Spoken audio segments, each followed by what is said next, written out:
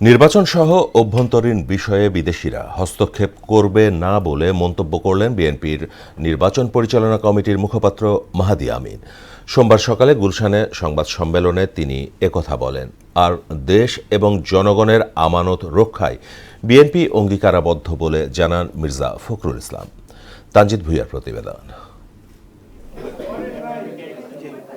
সকালে গুলশানে বিএনপির কেন্দ্রীয় নির্বাচন পরিচালনা কমিটির সংবাদ সম্মেলন অনুষ্ঠিত হয়। জাতীয় নির্বাচন সামনে রেখে নানা বিষয়ে কথা বলেন ডক্টর মাহদী আমিন। বিএনপি আসন্ন নির্বাচনে সর্বোচ্চ সংখ্যক 10 জন নারী প্রার্থীকে মনোনয়ন দিয়েছে, যা নারীর ক্ষমতায়নে আমাদের দলীয় প্রতিশ্রুতির বহিঃপ্রকাশ। বিগত ফ্যাসিস্ট আমলে সবচেয়ে বেশি গুম, খুন, নিপীড়ন, হামলা, মামলা এবং নির্যাতনের শিকার হয়েছে যে দলটি, সেটি বিএনপি। এ সময় ধর্মের অপব্যাখ্যা দিয়ে নির্বাচনী প্রচারণায় সুস্পষ্ট আচরণবিধি লঙ্ঘন করা হচ্ছে বলে জানান মাহদী আমিন। একটি নির্দিষ্ট রাজনৈতিক দলের প্রার্থীরা এবং তাদের বিভিন্ন পর্যায়ের নেতা কর্মী ও সমর্থকেরা ধর্মীয় অনুভূতির অপব্যবহার করে নির্বাচনী প্রচারণা চালাচ্ছেন। সামাজিক যোগাযোগ মাধ্যমে প্রকাশিত এ ধরনের কিছু পোস্ট এবং ভিডিও আমাদের সবার নজরে এসেছে। আশঙ্কা করছি যে ইতিমধ্যে সংগৃহীত এসব ব্যক্তিগত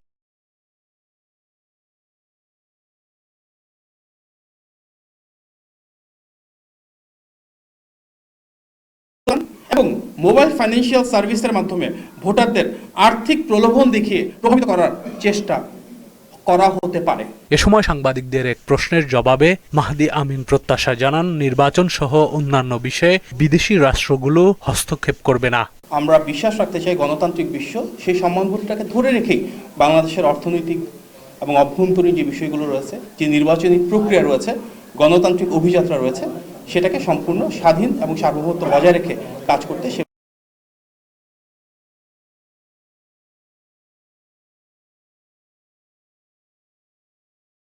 মিডিয়া সেলের আহ্বায়ক।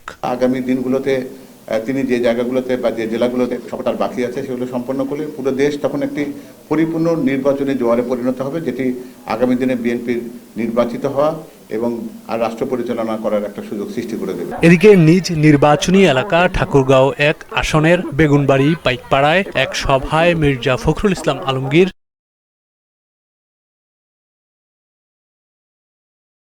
আমরা জোর দিয়ে বলতে পারি, আমরা আমানত খেয়ানত করি না।